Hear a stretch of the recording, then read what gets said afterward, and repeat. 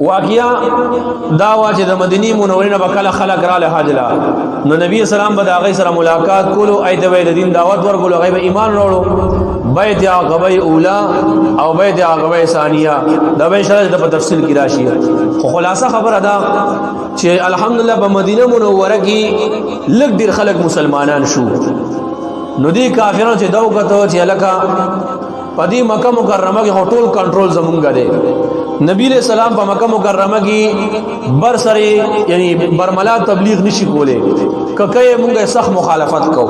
که څوک د پسیزي مونږه هغه پس کور ته وځه نه منې کو خو اوس د مدینه منورې خلک راضي هغه په د باندې ایمان وروړي نو داسې نشي چې بای صحابه خزم لاړه مدینه ته هجرت وکړو اسنه د مدینه منوره مسلمان شي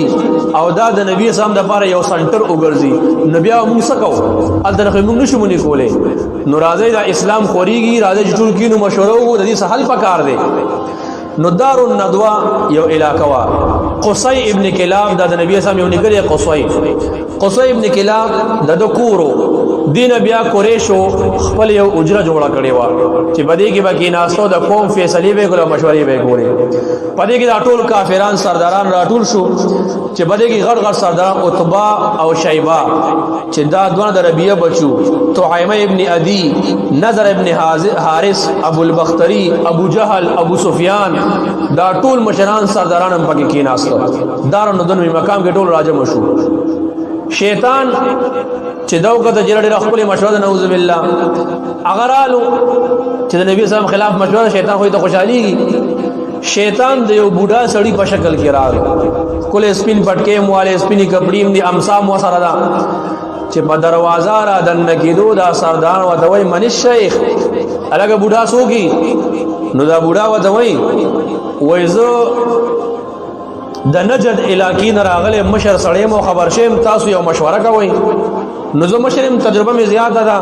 زبم پکې کینم د قوم د خېګړې د بار یو مشوره کما پکې خپل رائے درکا بټو د اعظم مشر سړی کینا مشران رائے کې اکثر خیر تم کینا دې ځان سره کینو نو بټو دا خبره چې رسول چلو یار د دې سړی سهال پکا دی نو د نبی اسلام سهال پکار دی چاسوي دیږي یو سړی رائے ورک ابو البختری چې دالوی سردارو دوی دا نبی صلی الله علیه وسلم په زنجیرونو کې بند کړي او بخپل کور کې یا بل ځای کې قید کړي چې الله دې کې نعوذ بالله بخپل مرګ باندې وفات شي بس موږ ته اخلاص شو نو خلکو یې راځي خو خدا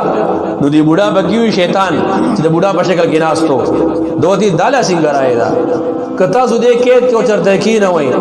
نو یو ورځ دو ورځ هفته بعد به خلکو ته پته ولګي نو د چې کوم تابعدار دي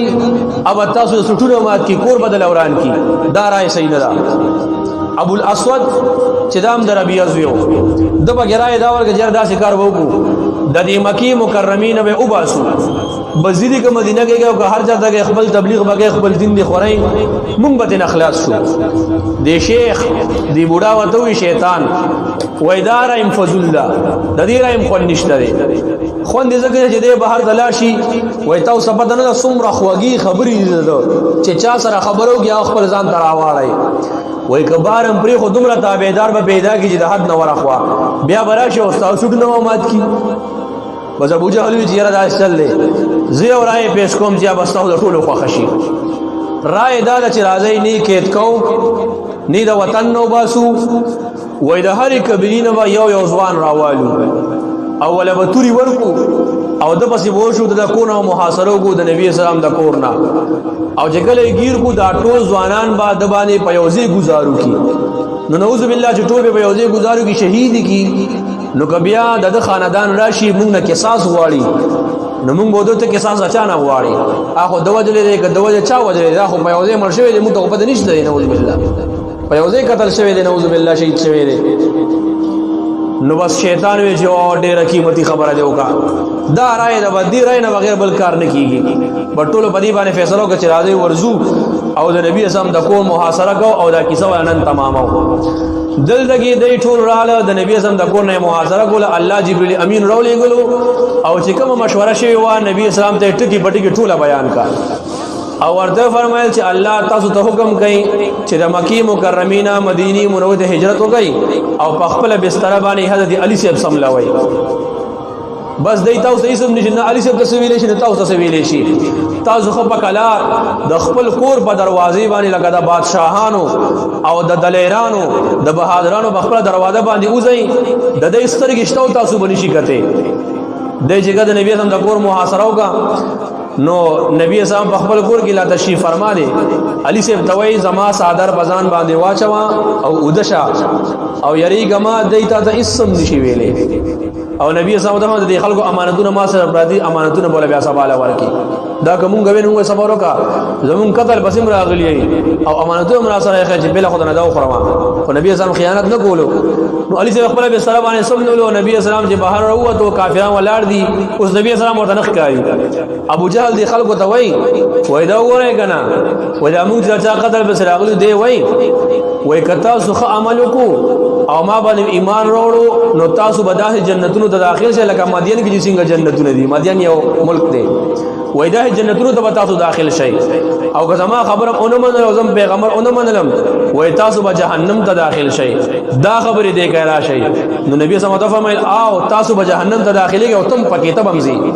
داسي ورته ویلي او مبارک یو لپه د خور راواغشته او ورخوشي کړي کافرانو طرف ته نو روایت کې دا هر کافر په سر باندې دا خوره پریوته دا او نبی اسلام د سترګو وړاندې د میس کې لاړو مدینه منوره د غار سور ته لاړو غار سور کې بیا سو شو اب ان شاء الله په سورۃ توبه کې راځي یو سړی چې په محاصره کې د سره نو ولر د بهر نه راغلی اگر هغه د خلکو د سین انتظار کوي دیو دی مونږ د نبی سم انتظار کوو کنه وای تاسو خدای تباہ برباد کا خدای نه وته دی مدینه ته رسیدلې وي تاسو دا انتظار کوئ